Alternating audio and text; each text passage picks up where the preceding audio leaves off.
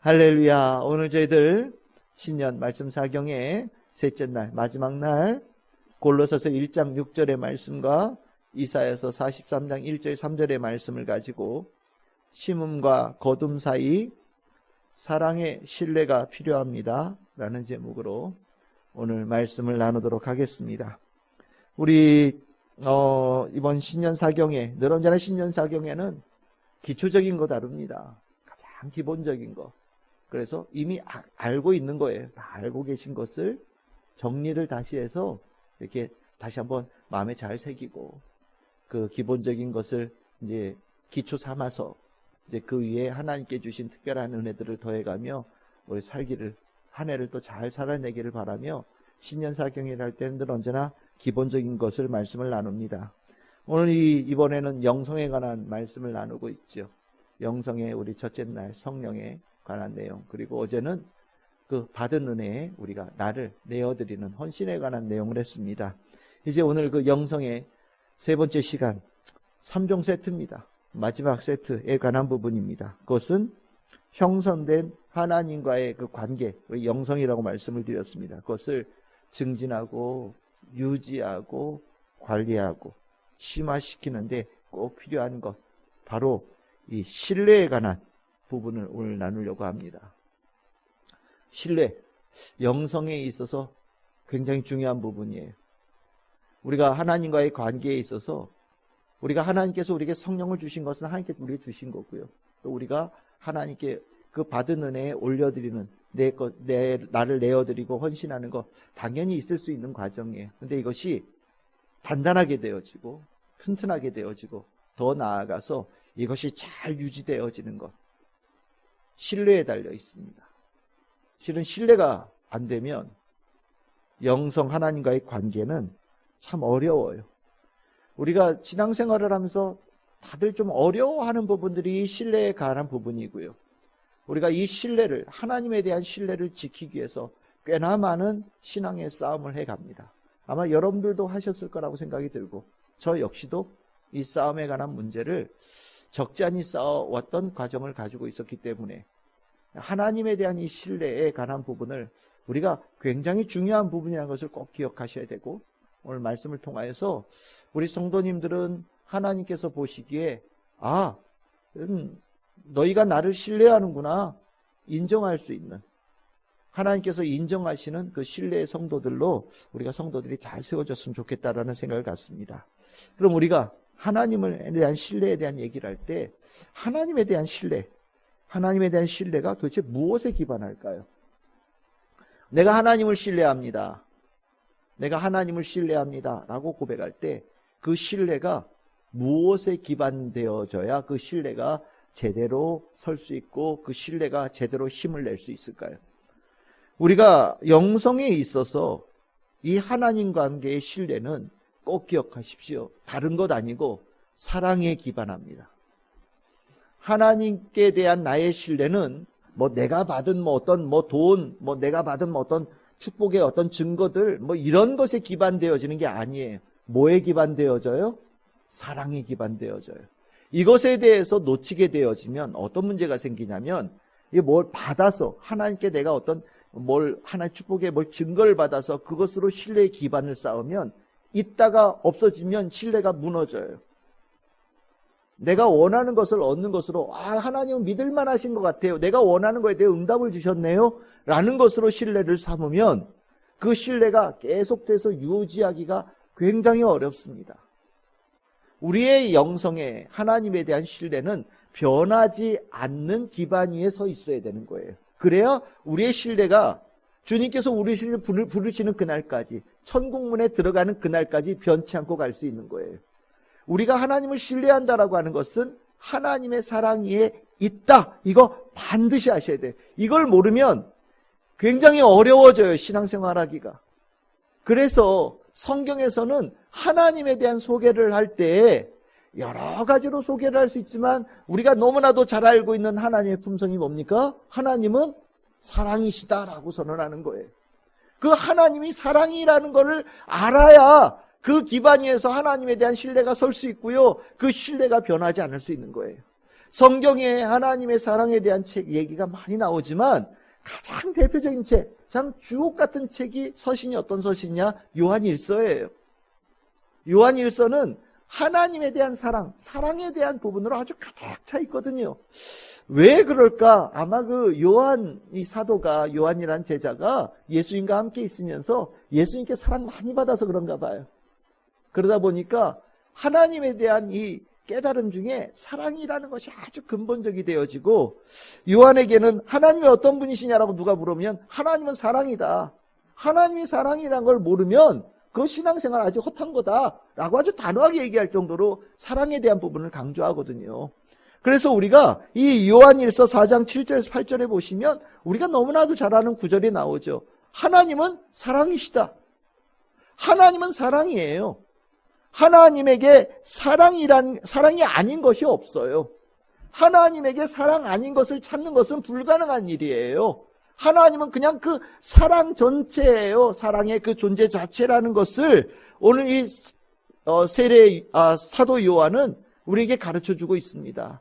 여러분들이 이것을 확실히 아셔야 돼요. 하나님은 어떤 분이시라고요? 사랑이에요. 하나님은 사랑이에요. 아니던데요? 난 아직 하나님의 사랑이라는 걸 잘 모르겠는데요. 그러면 하나님이 사랑이라는 것을 알려달라고 하나님께 기도하셔요. 성경에서는 하나님이 사랑이라는 걸 말씀하시는데 제가 아직 하나님이 사랑이라는 걸 잘 모르겠어요. 알려주세요. 라고 기도하시면 돼요. 그럼 이 단계를 넘어가면 두 번째 단계가 뭐냐면 그 사랑이신 하나님께서 나에게 그 사랑이시라는 것을 체험시키는 과정으로 이어진단 말이죠. 사랑이신 하나님, 그래서 사랑이시라고 나는 사랑이야. 그리고 하나님께서 이렇게 내가 사랑이라고 이렇게 자신을 갖다 이렇게 뽐내고 있는 것이 아니라 하나님의 사랑이시라는 것은 살아있는 사랑이에요. 실현되어지는 사랑이란 말이죠. 실질적으로 우리들의 삶에 다가오는 살아있고 능력 있는 것이 사랑이란 말이에요. 그래서 하나님이 사랑이시라고 할 때는 그 사랑을 우리에게 주심을 통하여서 입증되어져요. 그 입증되어질 때의 말씀이 뭐냐? 요한일서 4장 9절에서 10절에 나옵니다. 하나님께서 우리에게 사랑이라는 것을 보여주셨는데 뭐를 통해서 보여주셨느냐? 예수 그리스도를 통하여서 구원시키는 과정을 통해서 하나님이 사랑이시라는 것을 우리에게 체험시켜 주셨다라고 얘기해요. 저는 이 말씀을 읽을 때 어떻게 이해하냐면 우리 여러분들 수학 산수 공부할 때 여러분들 산수에서 제일 중요한 게 뭐냐? 그 이퀄, 는이라고 하는 거 있잖아요. 등식을 나타내는 거. 1 더하기 1은 2다. 이 등식이 중요한 거예요. 이게 등식이 성립이 안 되면 수학은 깨지는 거거든요. 그래서 우리는 언제나 이 부호, 등식의 부호에 대해서 굉장히 중요하게 생각을 하는데 여러분들 구원을 잘 생각해 보세요. 내가 하나님께 올려드렸던 믿음이 있어요. 그 믿음하고 내가 받은 구원하고 실은 이게 등식이 성립이 안 돼요. 내가 하나님께 올려드린 내가 고백한 믿음은 정말 턱없이 부족하거든요.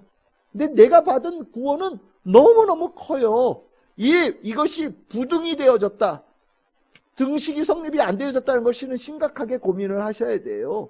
그러면 도대체 나는 요만한 믿음을 가지고 어떻게 이만한 구원을 받았을까?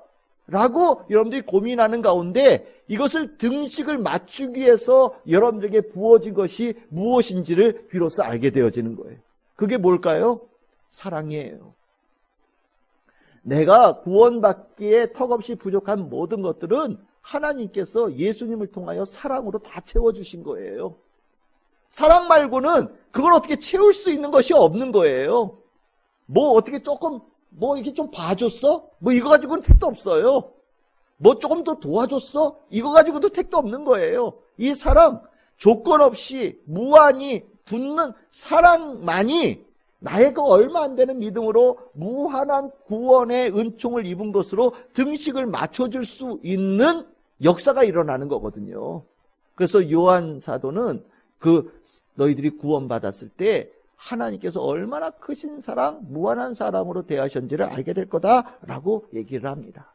그리고 세 번째로 요한일서 4장 16절에서 18절 하나님이 우리를 사랑하시는 사랑을 우리가 알고 믿었노니 하나님은 사랑이시라 사랑 안에 거하는 자는 하나님 안에 거하고 하나님도 그의 안에 거하고 거기에 두려움이 쫓겨나고 이런 말씀을 쫙 해요. 결국 하나님이 사랑이시고 그 하나님의 사랑이심이 내 삶에 임하여서 내가 구원받는 이 과정 속에서 내가 뭐가 되느냐? 하나님에 대한 신뢰를 갖게 되어진다. 그것이 신뢰의 근원이고 신뢰의 과정이다라고 이 요한 일서에서 우리에게 가르쳐 주는 겁니다. 우리의 신뢰는 사랑받음으로 비롯되어진 거예요. 결국 내가 하나님께서 이 사랑하심을 인정하게 되어지고 그 사랑이 나를 온전하게 만드시는 이 과정을 내가 체험하면서 하나님께 대해서 모든 것을 기대하고 신뢰하고 따를 수 있는 자로 우리가 변모되어지는 겁니다. 하나님께서 나를 구원해 주시는 사랑으로 놀라운 역사를 베풀어 줬는데 이 사랑이 한 번만 있는 것이 아니라 내 삶에 영원히 같이 간다라는 것을 하나님께서 말씀하시니 사랑 앞에 안 되는 게 있겠어요? 하나님의 사랑하심이 나 같은 죄인도 구원하셨는데 그까지 내 앞에 나온 조그마한 산, 돌멩이, 내 삶에 가리는 나무, 산이, 바다가 그것이 문제가 되겠습니까? 내가 하나님께 나를 사랑하셨다는 것을 깨닫고 난 다음에 하나님에 대한 전적인 신뢰를 가지고 사랑하심에 대한 믿음의 신뢰를 가지고 나아가는 성도가 되어지는 거예요. 여러분들 안에 하나님이 나를 얼마나 사랑하시는지를 이 심령에 가지셔야 되는 거예요. 내가 그것을 고백하고 느끼는 가운데 내가 하나님을 신뢰할 수 있는 자로, 변하지 않는 신뢰하는 자로 살아갈 수 있는 성도가 되어지는 거예요. 굉장히 중요한 겁니다. 이게 잘 안 돼요. 생각보다. 이렇게 얘기를 해도 조금 지나면 하나님께서 나를 사랑하시는지 제가 왔다 갔다 합니다. 요즘 들어서는 하나님께서 나를 사랑하시는지 안 사랑하시는지 제가 조금 느낌이 좀 덜해요. 이런 분들 계시거든요. 무슨 소리입니까? 하나님에 대한 신뢰가 내가 흔들리고 있다라는 얘기를 하고 있는 것과 똑같은 거예요. 하나님에 대한 신뢰가 흔들리면 나의 영성 전체가 뿌리째 흔들리고 있다라고 생각하셔도 되는 거예요. 신뢰, 사랑에 기반되어져서 우리에게 신뢰를 주실 때는 하나님을 향한 신뢰가 흔들리지 않기를 원하시면서 주신 거예요. 그러니까 여러분들 하나님께 받은 사랑 위에 여러분들이 하나님께 대한 신뢰를 쌓으시길 바랍니다. 이상한 거 쌓지 말고 이상한 거 썩지 말고 하나님께 받은 구원의 그 사랑 위에 하나님에 대한 전적인 신뢰를 쌓아서 나아가는 우리 성도들 다 될 수 있기를 소망합니다. 그러면 이제 궁금하죠. 하나님께서 내가 하나님에 대한 신뢰를 도대체 몇 점으로 보고 계실까? 나는 하나님을 얼마나 신뢰하고 있는가? 나는 하나님께서 보시기에 하나님을 신뢰하는 자라고 인정하고 계실까? 아니면 하나님께서 보실 때는 아직도 멀었어? 라고 그렇게 생각하실까? 이 신뢰라는 문제가 왜 우리에게 어렵냐? 인간이요, 신뢰가 어려운 존재예요. 여러분들 웬만하면 다른 사람 믿습니까? 아니면 웬만하면 다른 사람 안 믿습니까? 웬만하면 안 믿어요. 정말 믿을 만하다는 사람은요, 내가 만난 사람 100사람이다 그 중에 한두 사람 될까 말건 거예요. 여러분들 주변에 저 사람 내가 믿을 만한 사람이야 라고 딱 꼽을 수 있는 사람 몇 명이나 됩니까? 우리는요, 웬만하면 안 믿어요. 왜 우리는 웬만하면 안 믿을까요? 내가 나를 알거든요. 나도 신뢰가 흔들리는 사람인데, 나도 나에 대해서 내가 내 마음속에 이렇게 좋은 일이 있다가도 머릿속으로는 딴 생각도 하고, 때에 따라서는 등을 돌리는 것도 내 머릿속에 상상하기도 하고, 뒤통수 치는 것도 나도 모르게 생각하는 그런 존재인데, 나도 그런 생각이 머릿속에 돌아가는데, 저 사람의 머릿속에도 똑같은 게 들어있을 거라고 당연히 생각이 들 수밖에 없잖아요. 그러다 보니까 내가 나를 알다 보니까 다른 사람에 대해서 웬만하면 안 믿는 거예요. 정말 믿을 만한 사람이다 그러면 나 같으면은 휘끗 하고 넘어졌는데 저 사람은 안 그래. 그러면 저 사람은 믿을 만한 사람이라고 우리가 보통 표현하지만 웬만하면 우리는 믿기가 어려워요. 여러분들 세상에서 제일 서로 못 믿는 사람들이 누구게요? 사기꾼들이에요. 도둑놈들이에요. 도둑놈들끼리 모아놓으면 도둑끼리 의리 없어요. 신뢰 없어요. 영화에도 수없이 나오잖아요. 도둑이 3인조, 4인조 모아놓고 영화 나오면 나중에 어떻게 됩니까? 지들끼리 의심하고 싸우고 그래 뭐 죽이고 그러고 나서 남는 건 한 명 아니면 아무도 없던지 뭐 그렇잖아요. 맞아요. 도둑놈 사기꾼들 자기네들끼리 절대 안 믿어요. 그러니까 무슨 소리냐? 우리가 그만큼 신뢰에 대해서 취약한 존재라는 거예요. 신뢰에 대해서 취약하다라는 것이 어디로 연결될 때 문제가 되냐면 하나님과의 관계에도 연결된다라는 거예요. 우리가 내 자체가 신뢰의 문제점을 가지고 있기 때문에 하나님에 대해서도 이 문제를 직접적으로 연결시켜서 하나님께 대해서도 의심하는 일들이 계속해서 일어난다라는 거예요. 아까 제가 말씀을 드렸죠. 우리의 하나님에 대한 신뢰는 어디에 기반한다고요? 사랑에 기반한다고 그랬어요. 그러니까 우리의 신뢰가 유지되려면 어떤 것이 공급되어져야 되겠습니까? 하나님께 사랑받고 있는 것이 공급이 지속적으로 이루어져야 돼요. 하나님께서 우리에게 계속해서 사랑을 공급하고 계신데 내가 그것에 대해서 등을 돌리거나 아니면 내가 회피하거나 내가 그것을 원치 않아 가는 경우들이 있거든요. 그러면 어떻게 되느냐? 우리가 하나님에 대한 신뢰가 불이 꺼지기 시작합니다. 흔들리기 시작해요. 그러면서 일어나는 현상이 뭐냐면 우리 안에 막 의심이 올라오기 시작해요. 불안함이 올라오기 시작하고요. 지금까지 내가 모든 믿었던 것을 갖다가 무가치한 것으로 여기는 경우들도 있고요. 싸움과 다툼이 일어나요. 여러분들 가정에서도 이런 일들이 허다하게 일어납니다. 하나님의 사랑에 신뢰가 써 있는 사람은요. 그 신뢰 안에서 다른 사람들을 봐요. 내 가족들을 본단 말이에요. 그러니까 어떻게 되냐면 웬만하면 이해해줘요. 정말 웬만하면 품는 거예요. 웬만하면 손을 잡아요. 웬만하면 함께 가고요. 위로해 줍니다. 그런데 내 안에 하나님에 대한 신뢰가 깨지면 불신이 들어오죠. 그러면 가족 간에도 저 사람에 대한 불신을 가지고 보기 시작하는 거예요. 그러면 어떻게 됩니까? 부부 간에 다툼이 일어나고 자식과 부모 간에 다툼이 일어나고 불평이 쏟아지고 갈라서는 일들이 허다하게 일어나는 거예요. 여러분들 하나님의 사랑이 공급되어지면 문제가 생기면 신뢰라고 하는 것에 대한 저수지가 금방 바닥을 확 드러냅니다. 그러니까 신뢰 정말 잘 관리해야 되는 거예요. 하나님에 대한 신뢰는요.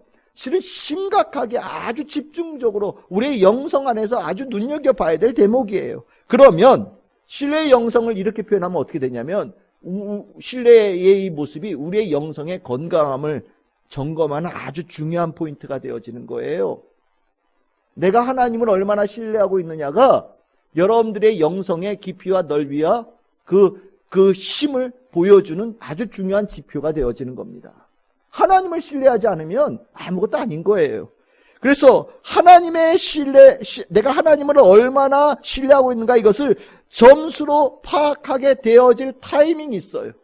실은 하나님께서 우리에게 체크할 때도 이런 방법을 쓰시고요. 우리도 이럴 때 내 하나님에 대한 신뢰가 몇 점인지를 점검할 수 있는 좋은 타이밍이 옵니다. 그게 언제냐? 여러분들 이 신뢰라고 하는 거는 좋을 때는 별로 티가 안 나요. 여러분 평화로울 때 신뢰? 뭐 그렇게 중요하지 않잖아요. 여러분들 재밌게 지낼 때 어떤 사람이 제일 인기가 좋아요? 재밌는 사람, 화목하게 하는 사람, 뭐 부드럽게 분위기를 이끌어가는 사람이 최고인 거예요. 그런데 위기가 딱 들어서면요. 분위기 좋게 만들고 웃기는 사람은 다 이제 그건 순식간에 가치가 확 떨어져요. 그리고 나면 위기 앞에서는 하나가 아주 반짝반짝하게 빛나는 존재감을 드러냅니다. 그게 뭐냐? 신뢰예요. 위기 앞에서, 어려움 앞에서, 역경 앞에서 우리가 내가 가지고 있는 신뢰가 도대체 몇 점인가, 얼만큼 되는가가 드러나기 시작합니다. 여러분들 저는 이걸 어떻게 상상하고 있냐면 여러분들이 하나님에 대한 신뢰를 점검하는 테스트 기계가 있다고 생각해 보세요. 그게 끈과 같다고 생각해 봅시다.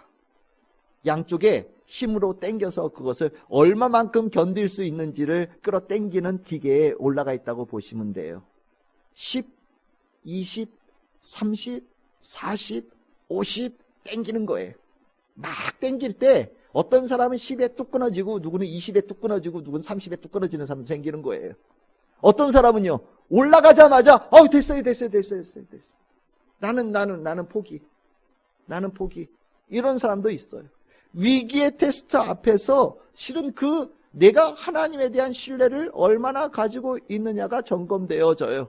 여러분들 합격점은 뭔지 여러분들 이미 다 아시겠지요. 아까 하나님에 대한 신뢰는 어디에 기반한다고요?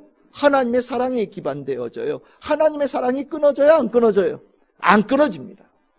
그러니까 이거 잡아당길 때, 이 잡아당기는 이 어려움이 있을 때 내 힘으로 버티면 20, 30, 40에 끊어져요. 그런데 이게 하나님에 대한 하나님의 사랑으로 내가 살아가는 자는요, 나는 끊어져도 하나님의 사랑이 안 끊어져서 이겨낼 수 있고 버틸 수 있고 견딜 수 있는 능력을 나타낸단 말이에요.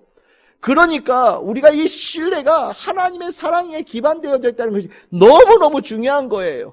위기가 내가 하나님에 대한 사랑에 기반되어져 있는지 아닌지를 점검하는 아주 중요한 시험대가 된다는 겁니다. 여러분들, 하나님께서 일부러 여러분들을 자동차에다 태우고 막 산길로 가고 광야길로 가고 험한 길로 막 가는 거예요. 덜렁덜렁덜렁 길이 아니고 뭐 낭떠러지 같은데 막 가는 거예요. 그러면요, 하나님에 대한 신뢰가 부족한 사람들은 바로 불평이 쏟아집니다. 하나님, 이거 도대체 운전 어떻게 하시는 거예요? 네? 도대체 어디로 가고 계시는 거예요? 왜 이렇게 험한 곳으로 이끌고 가고 계세요? 아, 힘들어 죽겠네. 자꾸 이러시면 저 차에서 내릴 거예요. 네? 한 번만 더 이래보세요. 다음번엔 내가 뒤도 안 돌아보고 내릴 거예요. 아셨죠? 떠날 겁니다. 명심하세요. 험한 길 막 들어가면 바로 입에서 하나님께서 내 인생을 이끌어가는 것에 대해서 불평이 막 쏟아집니다. 이런 사람들이 평안할 때는 어떻게 하는 사람들이 아세요? 우리의 모습이에요. 저 하나님 믿어요. 하나님께서 잘 이끌어 주실 줄 믿습니다. 하나님께서 베스트 드라이버라는 거 저 잘 알고 있어요. 하나님께서 제일 좋은 곳이 어딘지 잘 알고 계시는 거, 하나님만큼 더 많이 아시는 분은 없다는 거 잘 알고 있어요. 저는 하나님 믿어요. 좋은 데로 이끌어 가실 줄 믿습니다. 믿습니다. 믿습니다. 수도 없이 반복하면서 하나님 최고 막 이러고 간단 말이죠. 그런데 좀 이따 산길 올라가면 좀 이따가 아까 얘기했듯이 막 불평이 쏟아지기 시작해요. 막 운전 이상하게 하는데, 이상한 데로 끌고 가시는데, 험한 데로 끌고 가시는데, 고생시키시는데, 이게 도대체 뭐지? 막 나와요. 생각이 바뀌고 말이 바뀌고 하나님에 대한 태도가 바뀌는 거예요. 제가 무슨 말씀 드리는지 아시겠지요? 우리의 하나님에 대한 신뢰의 지수가 어디에서 테스트가 됩니까? 위기, 역경. 그 앞에서 내가 어떤 모습을 보이느냐가 하나님에 대한 신뢰를 점검할 수 있는 좋은 기회가 되는 거예요. 하나님을 신뢰하는 자는 실은 역경에서도 저는 하나님께서 어두운 골짜기로 데려가도 저는 갑니다. 하나님께서 더 깊은 산길로 가도 나는 하나님과 갈 겁니다. 하나님께서 길이 없는 곳으로 날 데리고 가도 나는 하나님 따라갈 겁니다. 이렇게 가는 거예요. 이게 신뢰거든요. 그런데 내가 원하는 것과 좀 달라지면 툭툭 떨어지는 사람들이 생기니까 실은 이 신뢰는 사람들마다 조금 다를 수 있는 거예요. 하나님의 사랑하심을 끝까지 신뢰하는 자, 별명이 있죠. 이 별명이 뭐냐면 반석 위에 집을 지은 자입니다. 근데 하나님을 신뢰함에 문제가 있는 사람, 별명이 있죠. 뭐가 될까요? 모래 위에 집을 지은 사람이에요. 우리가 마태복음 27장 24절 27절 너무나도 잘 아는 말씀이죠. 위에는 이 말을 듣고 행하는 자 이러면서 반석에 집을 지은 지혜로운 자, 그리고 모래에 집을 지은 어리석은 자. 그래서 하나님 말씀 잘 따르고 행하면 지혜로운 자, 아닌 사람은 어리석은 자, 이렇게 표현하는데, 이 말씀이요, 요것만 딱 띄워놓고 보면 단순히 그렇게 보여요. 그런데 마태복음 7장이요, 생각보다 많은 내용이 나오는 장이거든요. 그 앞에 이 구절을 보면 이 말씀이 무슨 말씀인지 알 거예요. 마태복음 7장 13절에서 14절이에요. 우리 같이 한번 읽어볼까요? 시작. 좁은 문으로 들어가라. 멸망으로 인도하는 문은 크고 그 길이 넓어 그리로 들어가는 자가 많고 생명으로 인도하는 문은 좁고 그 길이 엎쳐가여 찾는 자가 적음이니라. 아멘.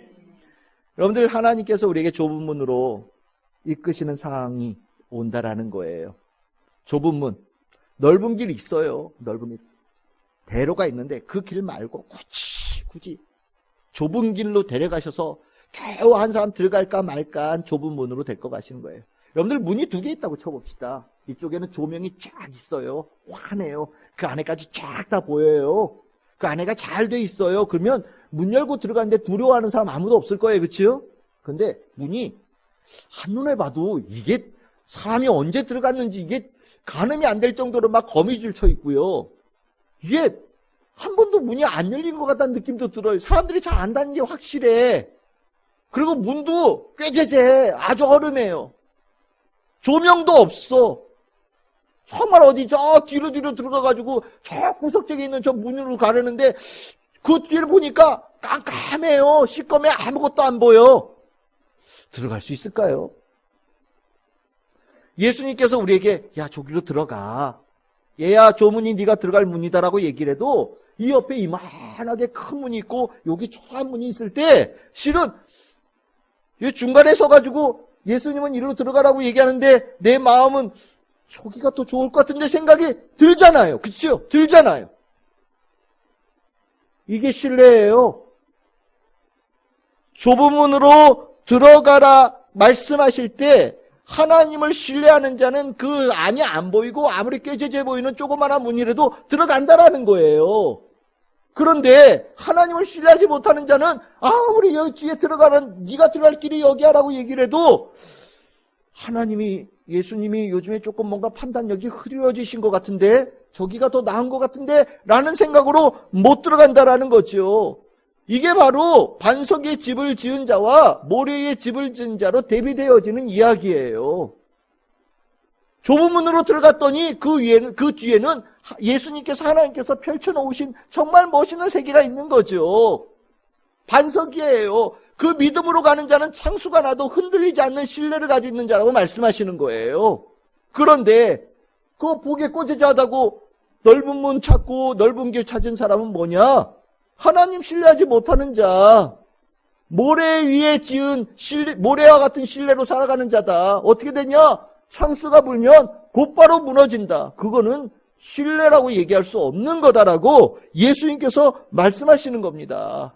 그러니까 뒤에 이 반석에 집 지은 사람, 지혜로운 사람, 아까 하나님을 신뢰하는 자의 별명이 될 수 있는 거예요. 성경이 생각보다 7장의 말씀을 여러분들 잘 가서 보세요. 굉장히 여러 가지 말씀이 나와요.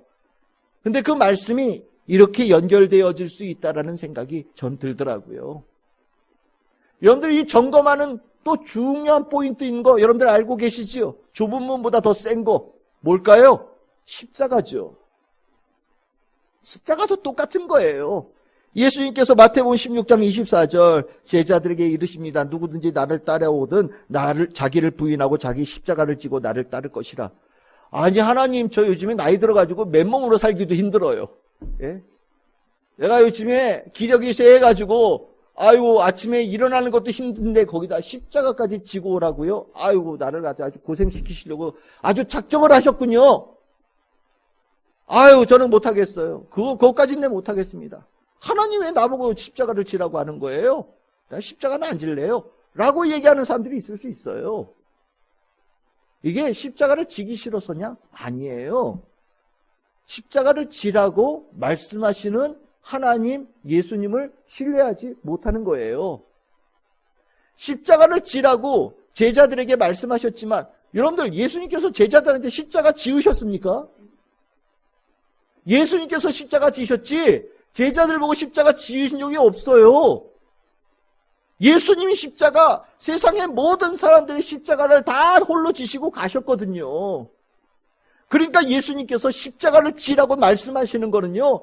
진짜 십자가를 지라는 말씀일 수도 있겠지만 그보다 더 근원적인 것은 십자가를 지라는 그 말씀까지도 신뢰할 수 있는 자가 돼야 된다는 말씀으로 이해할 수 있겠다라는 생각이 드는 거예요. 이것이 뒤에 마태복음 10장 38절에도 거의 비슷한 말씀이 나오는데 자기 십자가를 지고 나를 따르지 않는 자도 내게 합당하지 않다. 십자가를 지고 십자가를 지라는 하나님의 명령, 예수님 명령을 이행하지 않는 자는 나에게 합당하지 않다. 내가 원하는 사람이 아니다. 그건 하나님을 신뢰하는 자가 아니다라고 말씀하신다고 저는 이해가 될 수 있겠다 싶어요. 여러분들 하나님께서 위기 가운데 우리의 신뢰의 정도가 얼만큼 되는지를 보셔요. 진짜 신뢰하는 자는요, 하나님을 진짜 신뢰하는 자는 역경 가운데 반짝반짝 빛납니다. 흔들리지가 않아요. 역경이 와도요, 하나님께 날 사랑하심을 알고요, 그 역경 안에서 뭘 할까요? 기도해요. 하나님께서 나를 찾아오셔서 나에게 힘을 주시고 나를 만나주시고 내 안에 거하주시기를 기대하면서 기도한단 말이에요. 내가 두려움이 막 들고 어려움이 들어서 막 더 가중되면 어떻게 할까요? 그것보다 더 많이 기도해요. 하나님, 내가 이제 너무 힘들어요. 복잡한 생각이 들어요. 그러면 어떻게 하면 될까요? 기도 더 하면 돼요. 그게 하나님을 신뢰하는 거예요. 내 안에 이것을 이겨낼 수 있는 방법은 내 힘은 안 되죠. 나는 얼마 안 가서 끊어진다니까요. 내가 이 역경 속에서 넘어지지 않고 이 역경 속에서 일어날 수 있는 것은 하나님의 사랑 외에는 내가 이겨낼 방법이 없어요. 여러분들 다 알고 계시죠? 그럼 뭐 해야 되겠어요? 하나님의 말씀 내 안에 깊이 새기는 기도해야죠. 그치요? 이게 하나님을 신뢰하는 자라는 거예요. 그래서 성경에 아주 유명한 구절입니다. 야고보서 1장 2절에서 4절. 우리 같이 한번 읽어볼까요? 시작. 내 형제들아, 너희가 여러 가지 시험을 당하거든 온전히 기쁘게 여기라. 이는 너희 믿음의 시련이 인내를 만들어내는 줄 너희가 알미라. 인내를 온전히 이루라. 이는 너희로 온전하고 구비하여 조금도 부족함이 없게 하려 함이라. 아멘. 고난이 올 때 하나님을 신뢰하는 자는 인내하잖아요. 그렇죠? 그 인내를 통해서 누가 보시냐? 하나님이 보셔요. 그건 우리 힘으로 버티는 게 아니거든요. 하나님의 사랑 위에 견디는, 신뢰하면서 견디는 거거든요. 그걸 보시면서 하나님께서 인정하신다라는 거예요. 그럼 어떻게 됩니까? 인내했더니 온전함이 이루어지더라. 하나님께서 그를 인정해 주신다라는 거예요. 잘했다. 그냥 오늘 설교 표현으로 본다면 합격. 신뢰지수 합격. 너 됐구나. 도장 쾅 찍어주신다라는 거죠. 부족함이 없다. 얼마나 귀합니까? 저는 여러분들이 어려움을 이겨낼 수 있는 신뢰의 힘을 여러분들 우리가 꼭 가져야 된다는 생각을 가져요. 하나님의 말씀을 가지고 우리가 이겨낼 수 있는 성도가 꼭 돼야 되겠다는 생각을 갖습니다. 여러분들은 좁은 문 앞에서 어떤 모습을 보이고 계신 것 같아요? 십자가를 지라는 예수님의 말씀 앞에 혹시 십자가 보고 지레 겁먹고 못 지겠다라고 얘기하는 분들은 혹시 아니십니까? 하나님께서, 예수님께서 어두운 골짜기 위로 여러분들이 인도해 가실 때 하나님의 지팡이를 의지하고 따라가는 그런 믿음의 모습들을 가지고 계십니까? 하나님께서 우리에게 원하시는 거예요. 너희가 나를 알면 지구 끝까지 쫓아올 수 있을 거다. 너희들이 나를 알면 천국에 들어가는 그날까지 나를 쫓아온다 라고 말씀하시는 거예요. 이게 영성이에요. 이게 영성이에요. 잠깐 반짝 빛나는 거, 폭죽놀이 하듯이 갑자기 번쩍하고 순간 싹 사라지는 거, 그건 영성이 아니에요. 영성은 신뢰를 가지고 끝까지 가는 것이 영성이거든요. 하나님께서 원하시는 영성은 바로 그런 거예요. 그러면 아까 제가 물었죠. 좁은 문 앞에서 어떻게 하고 계시냐고요. 좁은 문 앞에서 내가 주저하고 있는 것 같아. 십자가를 지라는 하나님 예수님의 말씀 앞에서 내가 주저하고 있는 것 같아. 난 이제 그 정도 수준인 것 같아. 하나님께서 날 보시면서 합격 점수를 안 주실 것 같아. 내가 내가 봐도 불합격이야. 만약에 내가 그렇게 파괴되어진다면 어떻게 해야 될까요? 이 신뢰를 하나님 보시기에도 내가 보기에도 불합격인 상태가 된다면 이걸 문제를 어떻게 해결하면 될까요? 하나님에 대한 신뢰가 어디에 기반한다고요? 사랑에 기반해요. 답이 어디 있을까요? 바로 거기에 있는 거예요. 다른 걸로 신뢰를 쌓고 점수를 올리려고 한다면 다 헛거예요. 오늘 가서 열심히 청소해야지. 뭐 예를 들어서. 열심히 전도해야지. 뭐 예를 들어서요. 오늘서부터 내가 하루에 2시간 예배 드려야지. 내가 오늘서부터 성경을 3장 봐야지. 이게 나쁘다라는 얘기라는 게 아니에요. 나쁘다라는 얘기라는 게 아니라 뭐에 관한 얘기라는 거냐면 그게 하나님을 사랑함으로 되어지는 거라면 괜찮아요. 그런데 내가 성경 3장 있는 걸로 하나님을 사랑하는 것을 대신하려고 한다면 그건 X예요. 이해가 되십니까? 내가 하나님께 예배를 드려요. 예배 드리는 건 언제나 옳아요. 그런데 하나님을 사랑하는 마음으로 예배를 드리면 오케이. 그런데 내가 요즘에 제가 조금 급한 일이 있어서 내가 예배를 좀 많이 드려야 되겠어. 이런 마음으로 예배 드리는 걸로 하나님의 신뢰함을 올리려고 한다면 그건 X. 그걸로는 절대로 여러분들이 원하고 또 하나님께서 원하시는 신뢰의 지수를 올릴 수가 없습니다.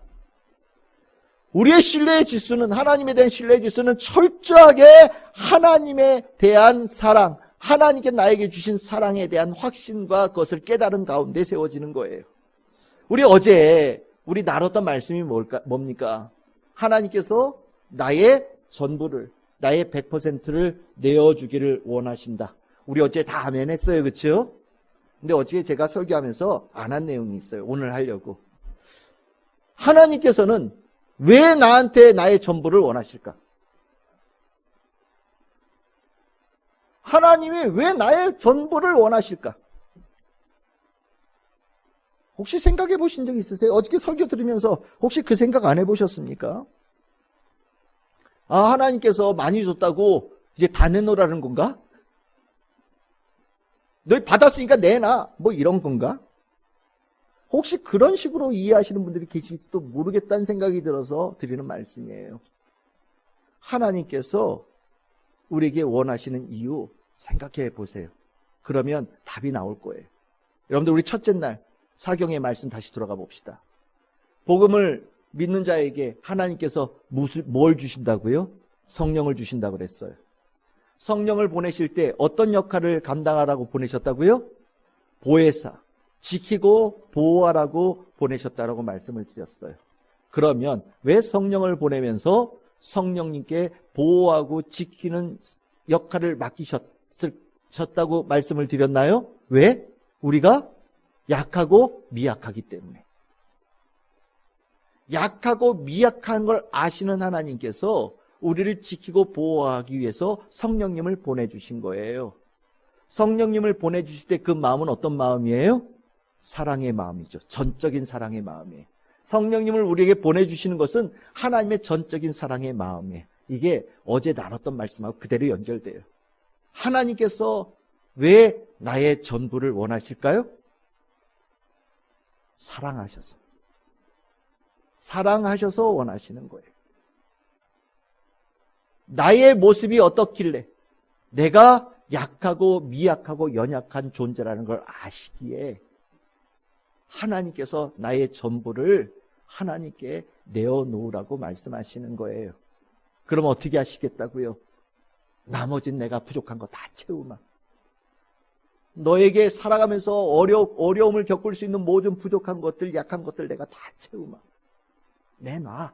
그러면 내가 다 채워줄게. 모자란 거 다 채워주고 내가 지켜주고 내가 보호해주고 인도해줄게. 그래서 내놓으라고 하시는 거예요.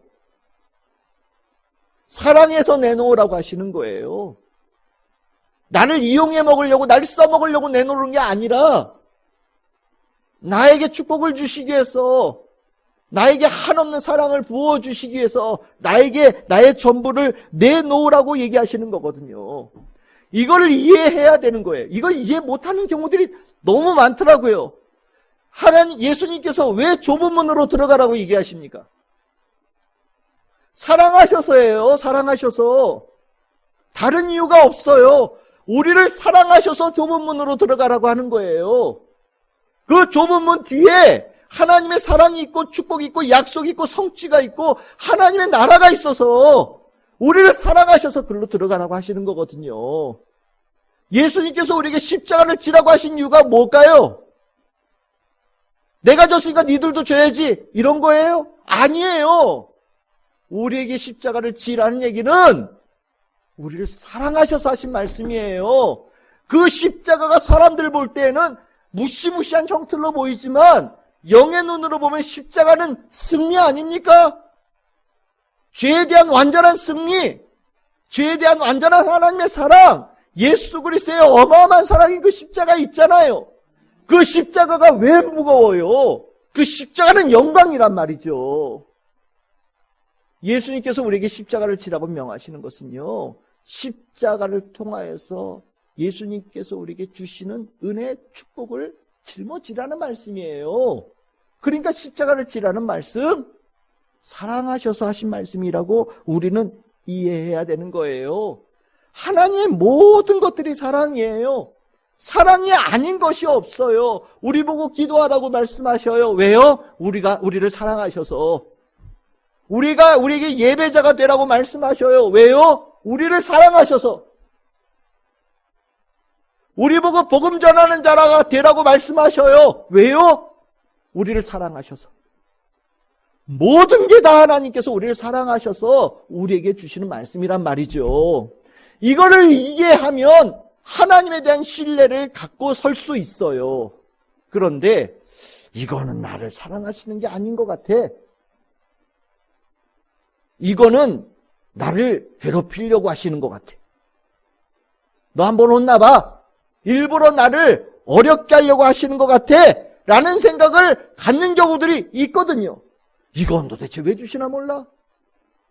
도대체 이거는 왜 나한테 맡기시나 몰라요? 하필이면 왜 나야? 이런 생각들을 갖는 분들이 있거든요. 그리고 나면 뭐가 생기냐? 하나님에 대한 사랑에 대한 의심이 생기고 신뢰가 흔들리기 시작하는 거예요. 만약에 여러분들이 하나님에 대한 신뢰가 내가 생각하기에도 그렇고 하나님 보실 때도 불합격인 것 같다라고 생각이 되어진다면 하나님께서 나에 대한 모든 것들이 사랑이라는 것을 깨닫는 그 자리로 다시 돌아가셔요.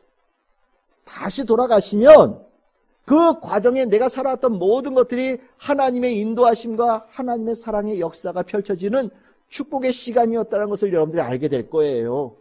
그것을 알게 되면 하나님에 대한 신뢰 점수는요, 여러분들이 애쓰지 않아도 합격 점수가 되어지는 거예요. 이것이 하나님께서 우리에게 가르쳐준 방법입니다. 여러분들 이것이 얼마나 귀한 역사가 있냐. 여러분들 하나님에 대한 사랑하심, 하나님의 날 사랑하심을 재확인하면요, 부활의 역사가 일어나요. 하나님께 날 사랑하심에 대한 이 말씀을 내 안에 재확인하면 내가 하나님의 사람, 신뢰의 사람으로 부활되어지는 역사가 일어납니다. 그러니까 이것은 제가 아까 말씀드린 그것은 정말 정답이 맞아요. 이것이 입증되어진 성경의 이야기가 있습니다. 이스라엘 백성들이요, 가장 고통스럽게 기억하고 있는 역사의 시간이 언제냐? 포로지에 끌려갔을 때거든요. 나라 없어졌어요. 하나님께서 세우셨다고 한 다윗 왕조 뚝 끊어졌어요. 예루살렘 성 절대로 무너지지 않는 철옹성이라고 생각을 했는데 예루살렘 성은 이제 박살이 났습니다. 더 충격적인 거, 하나님의 집, 성전이 완전히 무너져 버렸어요. 하나님께서 주신 축복의 땅, 가나안 땅에서 수많은 사람들이 떠났습니다. 스스로. 그리고 수많은 사람들이 포로로 끌려갔어요.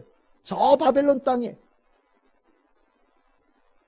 포로로 끌려갔으니 그 가는 길이 얼마나 험했겠어요. 포승줄에 묶여서. 예? 누군가는 더 많이 죄를 지은 사람이라고 생각되어진 사람은 정말 참혹한 모습으로 끌려갔겠죠. 걸어가는 과정 속에 수많은 사람들이 죽었을 것이 분명해요. 걸어가는 내내 동안 그들의 머릿속에 어땠을까요?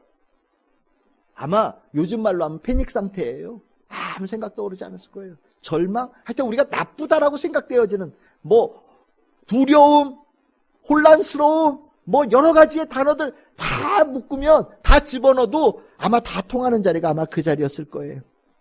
하나님께서 날 사랑하심이 끝난 것이 거의 확실해 보이고요.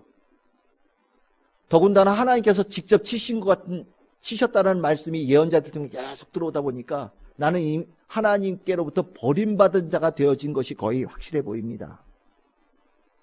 포로의 신세에서 벗어날 길도 없어 보이고 끌려간 길에서 다시 고향 땅으로 돌아온다라는 것은 상상하기도 어려운 상황이 되어진 거예요. 그런데 이스라엘 백성들은 그렇지만 하나님에 대한 사랑을 의심하고 하나님에 대한 사랑을 접어버렸지만 하나님은 아니었어요.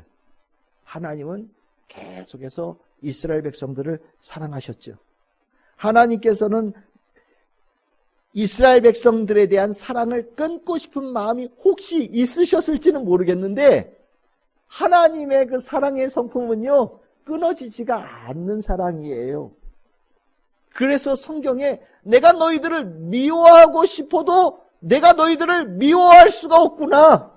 내가 너희들을 사랑을 중단하고 싶어도 내 안에서 끌어오르는 사랑이, 내가 너희들을 향한 사랑이 멈춰지지 않는구나라는 말씀을 하나님께서 계속 예언자들 통해서 말씀하시거든요. 무슨 소리예요? 하나님의 사랑은요, 우리가 생각하는 그런 사랑이 아니에요. 결국 그 사랑을 하나님께서 이스라엘 백성들에게 전해주셨어요. 이스라엘 백성들은 사랑이 무너지고 나니까 그 위에 하나님에 대한 신뢰가 완전히 깨져버렸잖아요. 절망의 상태가 된 거예요. 그런데 하나님께서요, 예언자를 통하여서 내가 너희들을 향한 준 사랑은 그 어떤 경우에도 변하지 않는 사랑이라는 것을 말씀해 주셨어요. 그리고 나니까, 그 사랑을 확인하고 나니까 이스라엘 백성들이 그 위에 다시 신뢰, 하나님을 향한 신뢰에 이 기둥을 세우기 시작한 거예요. 이 놀라운 역사가 일어나거든요. 그 말씀이 뭐냐? 오늘 아까 우리가 읽었던 이사야서 43장 1절에서 3절의 말씀이에요. 주옥 같은 말씀 많이 나오지만 그 가운데 아주 대표적으로 하나님께서 이스라엘 백성들을 여전히 사랑하고 계신다라는 것을 적극적으로 표현한 말씀이에요. 우리 다시 한번 읽어볼까요? 여러분들 잘 읽어보십시오. 같이 읽어보겠습니다. 시작. 야곱아, 너를 창조하신 여호와께서 지금 말씀하시느니라. 이스라엘아, 너를 지으신 이가 말씀하시느니라. 너는 두려워하지 말라. 내가 너를 구속하였고 내가 너를 지명하여 불렀나니 너는 내 것이라. 내가 물 가운데로 지날 때에 내가 너와 함께 할 것이라. 강을 건널 때에 물이 너를 침몰하지 못할 것이며 내가 불 가운데로 지날 때에 타지도 아니할 것이요 불꽃이 너를 사르지도 못하리니 대저 나는 여호와 내 하나님이요 이스라엘의 거룩한 이요 내 구원자임이라. 내가 애굽을 너의 속량물로 구스와 스바를 너를 대신하여 주었노라. 아멘. 요 구절만 딱 떼서 읽으면 아마 어떤 느낌으로 듣냐? 좋은 말씀이네. 네, 좋은 말씀이네. 우리 그러면서 가볍게 아멘. 좋은 말씀 좋았어. 그리고 지나갈지도 몰라요. 근데 이 말씀은 그렇게 가볍게 읽을 말씀이 아니에요. 하나님의 사랑하심을 잃어버린 이스라엘 백성들에게 하나님께서 여전히 사랑하고 계신다라는 것을 주신 말씀이에요. 이 이스라엘 백성들이 하나님을 신뢰하는 백성으로 만들고자 하는 그 하나님의 마음이 깊이 들어있는 말씀이에요. 모든 신뢰를 잃어버리고 절망 가운데 있는 이들에게 들려주신 말씀이에요. 이 말씀이 이사야 예언자를 통해서 이스라엘 백성들, 포로지에 끌려가 있는 이스라엘 백성들에게 전해졌을 때 어떤 역사가 일어났게요? 이스라엘 백성들이 부활했어요. 하나님의 백성으로 부활했어요. 하나님의 백성으로 다시 일어났어요. 하나님께서 원하시는, 인정하시는 하나님의 자녀로 일어났어요. 구원의 메시지고요, 영혼의 빗줄기 같은 말씀으로 이스라엘 백성에게 주어진 말씀이에요. 이 말씀을 듣고 이스라엘 백성들은 다시 하나님께서 약속하신 땅으로 돌아가는 것을 꿈꾸기 시작했고요.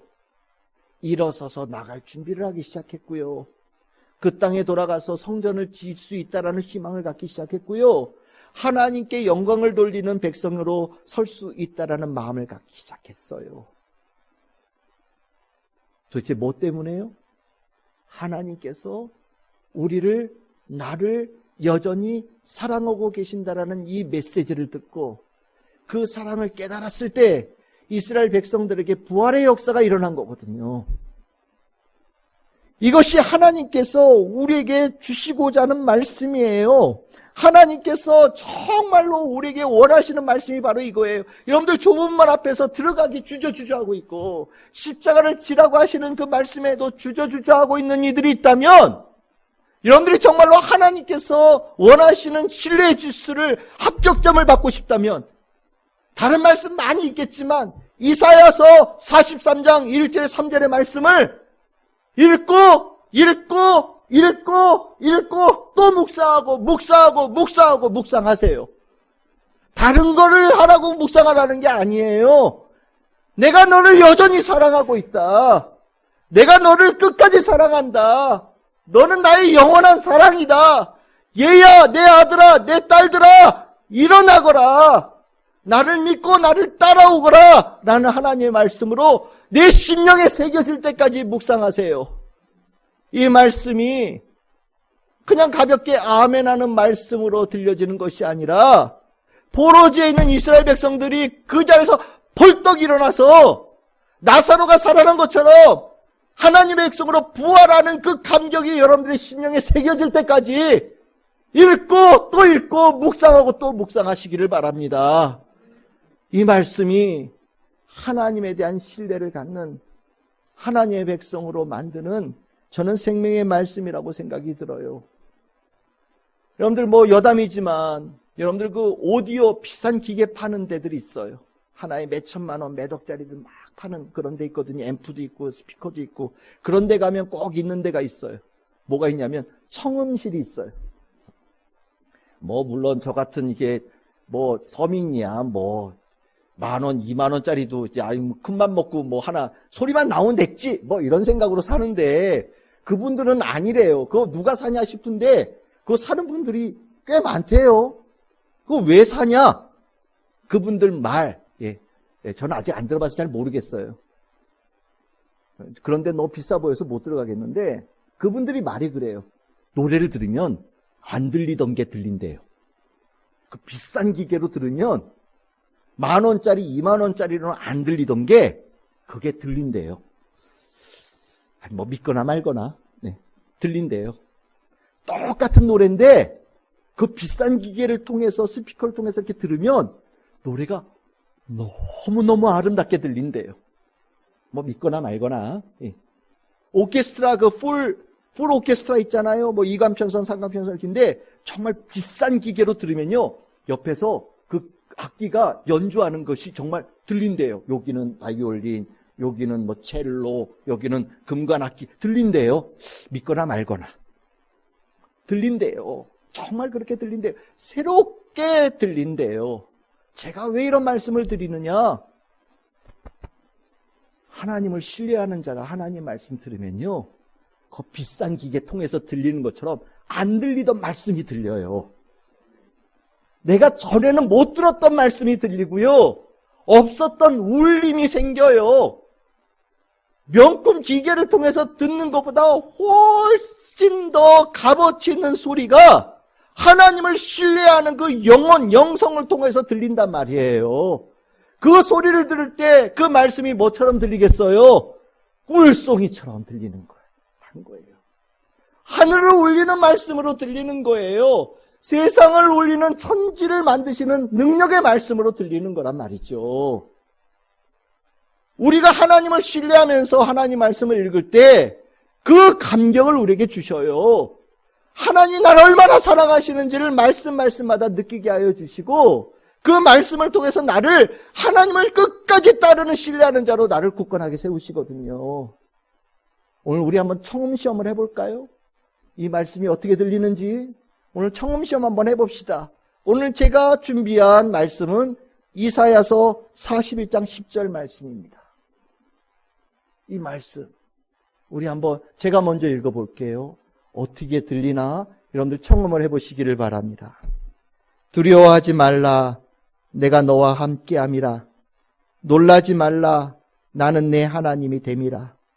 내가 너를 굳세게 하리라. 참으로 너를 도와주리라. 참으로 나의 의로운 오른손으로 너를 붙들리라. 아멘. 어떻게 들리시나요? 명품 오디오 기계를 통해서 들려지는 것보다 더 아름답고 고귀한 주님의 말씀으로 들리십니까? 우리 같이 한번 읽어볼까요? 같이 한번 읽어보겠습니다. 시작. 두려워하지 말라. 내가 너와 함께함이라. 놀라지 말라. 나는 내 하나님이 됨이라. 내가 너를 굳세게 하리라. 참으로 너를 도와주리라. 참으로 나의 의로운 오른손으로 너를 붙들리라. 아멘. 제가 왜 이 말씀을 청음의 말씀으로 했는지 아시는 분들이 계실 거예요. 제가 이 말씀으로 한글 배웠습니다. 집에 이 말씀에 족자가 있었어요. 제가 처음으로 글씨를 독학할 때 배웠던 하나님 말씀이에요. 저는 그래서 이 말씀을 제 평생에 하나님께 주신 말씀으로 붙들고 살아요. 제일 힘들고 어려울 때, 아니면 내가 견디기 어려울 만큼 고민이 되어질 때, 이 말씀 읽어요. 이 말씀이 나를 일으켜 세워요. 정말 내 심령에 놀라운 하나님의 사랑하심을 확증시켜주는 말씀으로 내 안에 역사해요. 그리고 나면 두려움이 떠나요. 내가 끝까지 하나님 신뢰하며 나아갈 수 있는 용기를 주님께서 주시고요.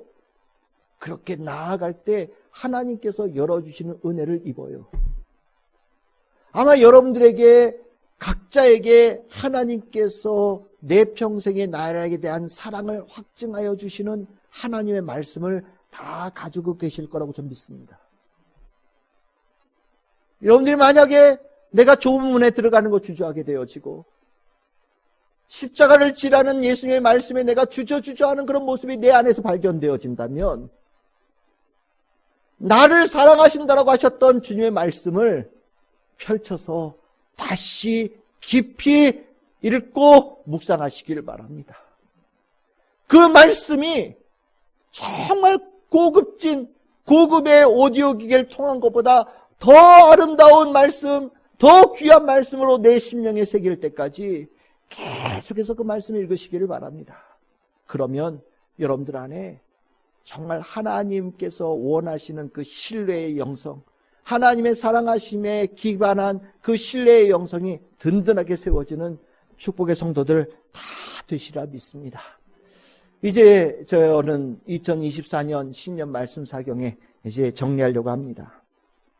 이번 사경에 심음과 거둠 사이 그 하나님의 일에 동참할 성도들에게 원하시는 건강하고 올바른 영성에 관한 아주 기본적인 내용을 나눴지요. 우리 첫째 날 제목이 뭐였습니까? 성령 충만이 필요합니다. 성령 충만의 영성을 얘기했고, 두 번째는 하나님께 내어드림이 필요합니다. 내어드리는 헌신의 영성을 말씀을 드렸어요. 그리고 오늘은 사랑의 신뢰가 필요합니다. 사랑의 기반에 서 있는 신뢰의 영성의 중요함을 오늘 여러분들에게 말씀을 드렸습니다. 영성은 이거보다 훨씬 더 큰 단어예요. 굉장히 많은 것을 포용하는 단어입니다. 하지만 저는 오늘 여러분들에게 이 사경회를 통해서 세 가지 가장 기초가 된다는 것을 함께 전했어요. 하나님께서 올 한 해 우리에게 주시고자 하는 말씀이라고 저는 생각을 합니다. 사흘 동안 사경에 말씀을 주신 하나님께 너무너무 감사드리고요. 정말 여러분들에게 하나님께서 주신 말씀을 어떻게 전해야 되는가에 대해서 고민 많이 했는데 정말 하나님께 주신 은혜 가운데 그래도 하나님께서 원하시는 말씀을 전할 수 있지 않았나라는 생각을 가지면서 저는 너무 감사합니다. 그리고 3일 동안 이 추운 날씨, 궂은 날씨에 저녁에 교회에 오셔서 긴 시간 하나님 말씀 들어주시고 또 집중해서 들어주시고 기도 함께 해주셔서 너무너무 감사합니다. 우리 성도님들 축복합니다. 하나님께서 우리에게 심음과 거둠의 일을 맡기신 거예요. 이 일은 이 영성을 가진 자들 통해서 이루어져 가는 겁니다. 어떠십니까? 잘 할 수 있지요? 3일 동안 나눈 말씀 잘 심령에 새기셨지요? 오늘 이 말씀으로 한 해 우리 주님의 일 잘합시다. 주님의 축복이 우리 성도 모두에게 충만하게 임하시기를 주님의 이름으로 축복합니다.